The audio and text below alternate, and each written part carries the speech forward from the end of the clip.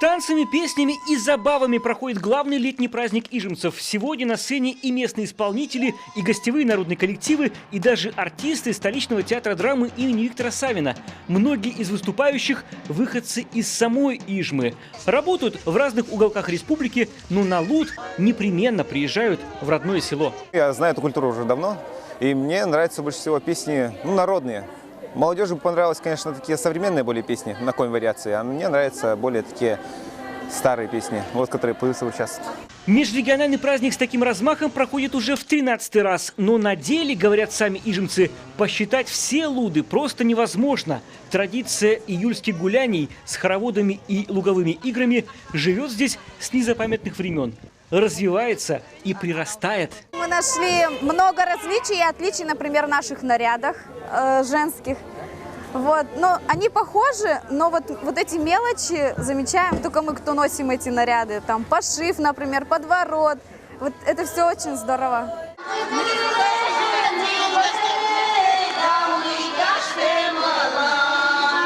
Самая массовая и яркая часть Луда – знаменитое танцевальное шествие «Ворота». Участвуют в нем все жители, от мала до велика. Алексей и Елена Абрамовы переехали в Ижму 3 года назад. С тех пор, говорит, между прочим, нынешний прокурор района, непременно хотелось присоединиться к традиционным обрядам. Когда у меня жена приехала, шили сначала ей костюм в том году, то есть в том году вот они совместно с моими коллегами по прокуратуре, женскими представителями выступали, также участвовали в проходке. Вот, но мне в том году костюм был не готов. И в этом году вот мне костюм как раз изготовили. Единственная проблема была в сапогах. Ну и нашел и в том числе и сапоги приобрел. Конно-спортивные соревнования на левом берегу Ижмы проходят уже в 28-й раз.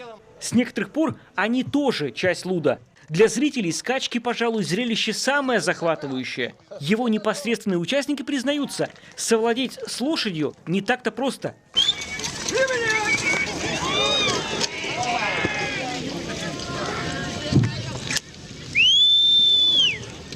Дневная программа плавно перетекает в вечернюю. Именно ночью, по преданиям ижемцев, и наступает Луд. Переходное время, согласно древним поверьям, имело наибольшую магическую силу.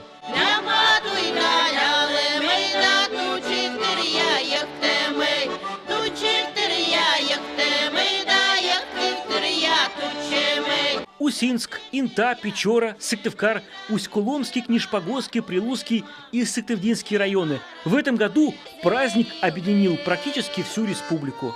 Роман Истомин, Любовь Филиппова, Денис Городилов, телеканал «Юрган», Ижемский район.